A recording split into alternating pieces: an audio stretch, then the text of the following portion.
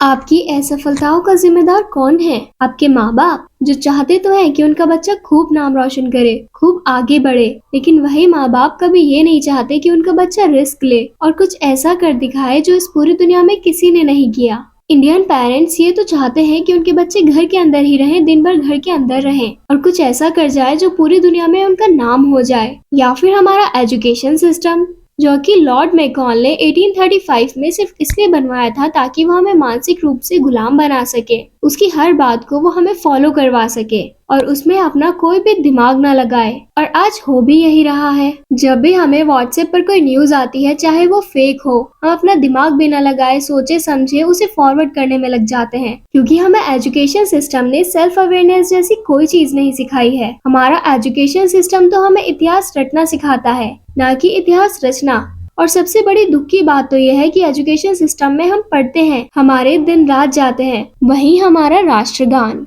हम उसे गाते तो हैं, पर किसी भी इंडियन को उसका मतलब नहीं पता। चलिए मान लेते हैं ये सब आपकी असफलताओं के लिए जिम्मेदार है, लेकिन कई सालों से इन्हें जिम्मेदार ठहराने के बाद भी क्या आप सफल हो पाए हैं? नहीं, बिल्कुल भी नहीं। और हाँ, आप हो भी नहीं पाएंगे। एक 15 से लेकर 30 साल का इंसान ऐसी कौन सी गलतियां कर रहा है जिसके बाद आज भारत की आजादी के 72 साल बाद भी हमारे देश का इंसान सफल नहीं हो पा रहा है? जब तक आप अपनी कमियों को नहीं पहचानोगे और उन्हें नहीं सुधारोगे, तब तक आप जीवन में आगे नहीं बढ़ सकते। ऐसी कौन सी कमियां हैं जो आपको आज से ही सुधारनी है? पहली चीज जो आपको जीवन में बर्बाद कर रही है, टेक्नोलॉजी का गलत प्रयोग। आज कोई भी इंसान अपनी पत्नी, अपने बच्चे, अपने माँ बाप से भी ज्यादा समय फोन के साथ गुजारता है। चाहे काम हो या ना हो, वो दिन भर अपने फोन को देखता रहता है। ऐसा क्या है इस फोन में? हर इंसान के फोन में 5 से 6 ऐसे एप्लीकेशन होते हैं जिनमें वो दिन भर लगा रहता है। हर कुछ देर में उन्हें खोलता है, फिर बंद करता है, खोलता है, फिर बंद करता है। उसे ये बात बहुत अच्छे से पता है कि इससे उसका बहुत सारा टाइम बर्बाद हो रहा है, लेकिन उसके बाद भी वो ये करता है। तो ये आपको बिल्कुल भी नहीं करना है। दूसरी सबसे बड़ी वजह है आजकल की जनरेशन की रिलेशनशिप। आजकल के लोगों का रिलेशनशिप जो साल में मौसम की तरह कई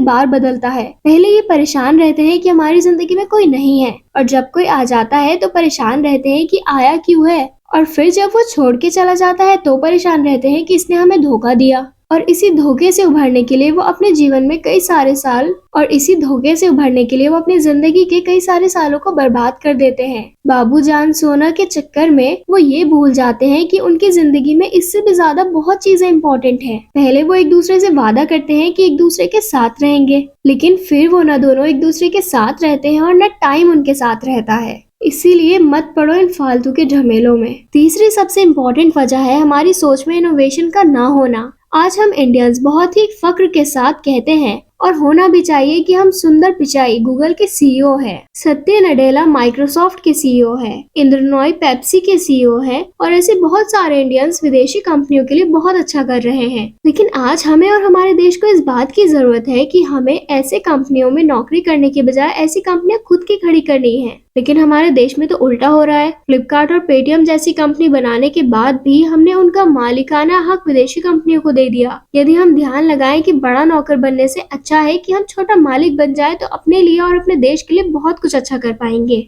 खुद की गलतियों को जानने के बाद भी तब तक काम नहीं बनेगा जब तक हम उन गलतियों को सुधार न लें। मेरी ये बात हमेशा याद रखना कि इस दुनिया को सुनाई कम और दिखाई ज्यादा देता है, इसलिए आप करके दिखाने में भरोसा रखो। आप बोलने की अपेक्षा करके दिखाने में भरोसा रखोगे तो आप जरूर कामयाब हो जाओगे। कई बार आप अपने फैमिली पर गुस्सा हो जाते हो कि वो आपकी बात नहीं मानते। क्यों माने? सालों से आप सिर्फ बोलते तो आ रहे हो कि मैं ये कर डालूंगा, मैं वो कर डालूंगा, लेकिन आपने उन्हें करके दिखाया क्या? जिस दिन आप उन्हें करके दिखा देंगे, सिर्फ फैमिली नहीं, पूरी दुनिया आपकी बात मानेगी।